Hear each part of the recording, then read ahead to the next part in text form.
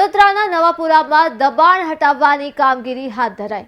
ખાટકી વાડમાં કોર્પોરેશનની ટીમ દ્વારા અગત્યની કાર્યવાહી કરવામાં આવી, જ્યાં ચુસ્ત પોલીસ બંદોબસ્ત સાથે દબાણો તોડવાની શરૂઆત કરવામાં આવી છે। ઘટનાને લઈ વોર્ડ 13 ઓફિસર ભીમસિંહસિંહ વસાવાનું નિવેદન પણ સામે આવ્યું છે। અમારી ટીમ સાથે બબાલ કરનાર સામે કાર્યવાહી કરીશું।